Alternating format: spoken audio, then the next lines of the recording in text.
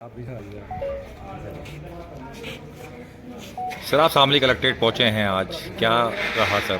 DM sir से भी मिले आप? क्या कारण रहा था? जो दिनांक जो 26 जनवरी 2026 को मैंने इस्तीफ़ा दिया था और उसके उपरांत आप जानते हैं जिस तरीके से आगे शासन द्वारा उस इस्तीफ़ा देने के बाद जो निलंबित किया गया था, जो कि एक तरीके से अवैध रूप से अवैधानिक मान के चलिए, तो उसी में मुझे समाचार पत्रों के माध्यम से पता चला कि कोई एक नोटिस निर्गत की गई थी जो शामली जिलाधिकारी हमारे आदरणीय जिलाधिकारी महोदय हैं और उसमें कमिश्नर महोदय बरेली हैं, उनको जांच अधिकारी बनाया गया था निलंबित करने के उपरांत।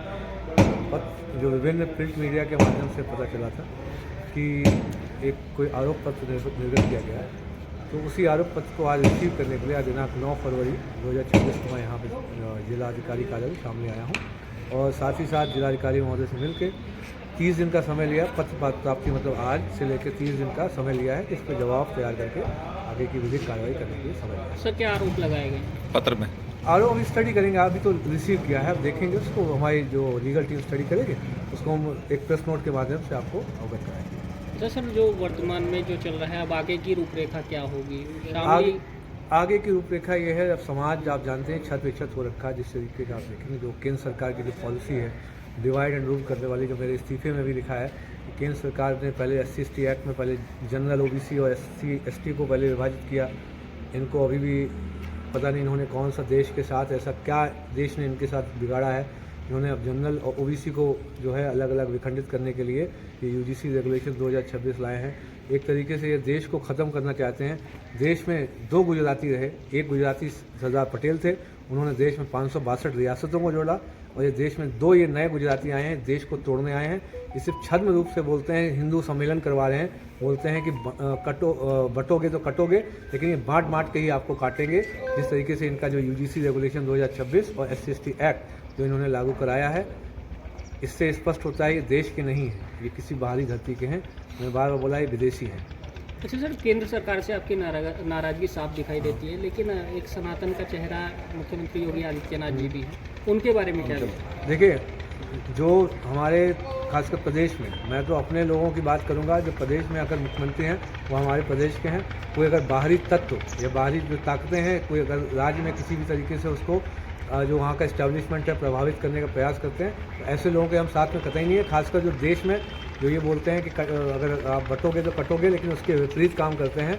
तो इस सनातन की संस्कृति का आप सोचिए, सनातन संस्कृति को मानने वाले 85% जनरल और OBC उनकी भावना को दरकिनार करते हुए इसी सरकार, केंद्र सरकार ने 2018 में सुभाष काशीनाथ महाजन वर्सेस स्टेट ऑफ महाराष्ट्र का केस आया था, जिसमें उन्होंने माननीय सुप्रीम कोर्ट ने बोला था जो SC/ST एक्ट है असंवैधानिक है, मूल अधिकारों का हनन करता है। उन्होंने 3 निर्देश दिए थे, दिशा निर्देश दिए थे कि पहला, बिना किसी जांच के कोई भी FIR गिरफ्तारी SC/ST एक्ट के तहत नहीं होगी।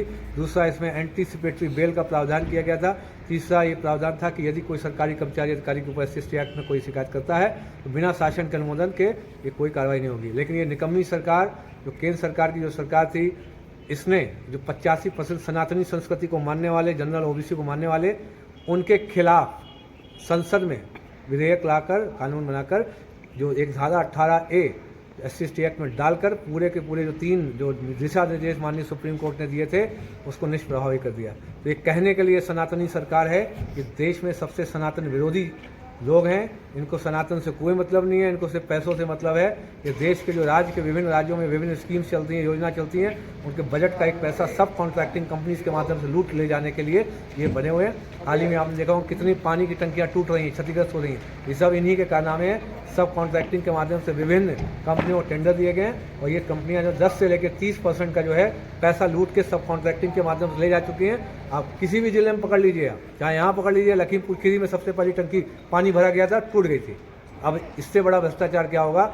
यहाँ टंकी, ये परसेंटेज के मामले में देश का सबसे बड़ा भ्रष्टाचार सिद्ध होने वाला है केंद्र सरकार का।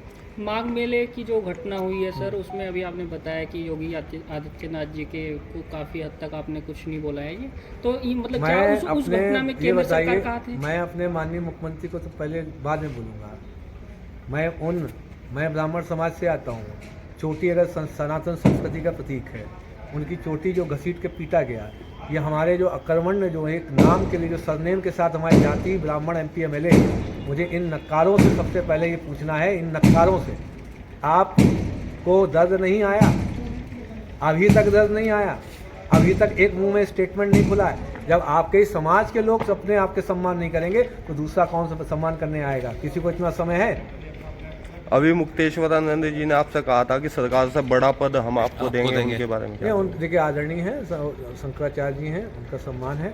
आगे अभी हम लोगों को बहुत अलग अलग तरीके से काम करना है। सबसे पहले जो मुहिम है, जो हमारा SC/ST एक्ट, जो देश का सबसे बड़ा काला कानून है, बिना किसी जांच के गिरफ्तारी होती है, वसूली का अभियान चलता है। गरीब परिवारों से जनरल OBC में, जनरल में आपके देखो ब्राह्मण, क्षत्रिय, वैश्य, कायस्थ, बुनियाद, आपके अगर इसमें देखेंगे OBC में लोधी, राजपूत, यादव, गंगवार, पटेल, गुजर, सैनी, पाल, बघेल, इन सब के जितने भी लोग हैं, इनकी आत्मा के साथ, इनके परिवारों की आत्मा के साथ, बहु बेटियों के साथ परिवार को बर्बाद किया जाता है। किसी भी केस में 50,000 से लेकर 5 लाख 10 लाख जिसकी जैसी क्षमता होती है उससे वसूली की जा रही है। 95% केस फर्जी हैं। आप विष्णु तिवारी वाला केस आपने सुना होगा, 20 साल बाद उसको जो है निर्दोष करार दिया गया, 20 साल जेल में बन रहा। एक आदमी जो है 10 साल पहले उसने कोई उस पर आधार शिकायत दर्ज की गई थी, उसे जेल में जो है डिप्टी जेलर पीट के मार डालता है। आप इसका कितना ज़्यादा दुरुपयोग हो रहा है। अभी दरभंगा का केस देखिए, बिहार का, पूरे गांव में 150 लोगों पे SC/ST एक्ट लगा दिया गया।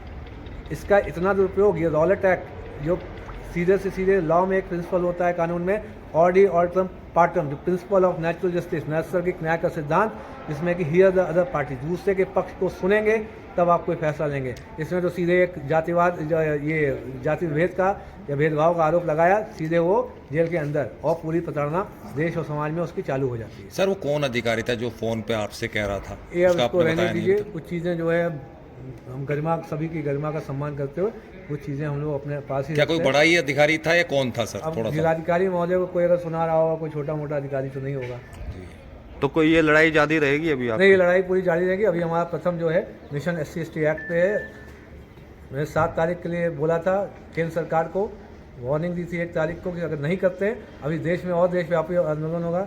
इस समय ये अल्पमत में इनका जो कोर वोटर 40 से 50% जनरल OBC हट चुका है। आज चुनाव आ जाएंगे तो एक भी सीट जीत नहीं पाएंगे। 0 सीट पे आज बैठे हुए केंद्र सरकार।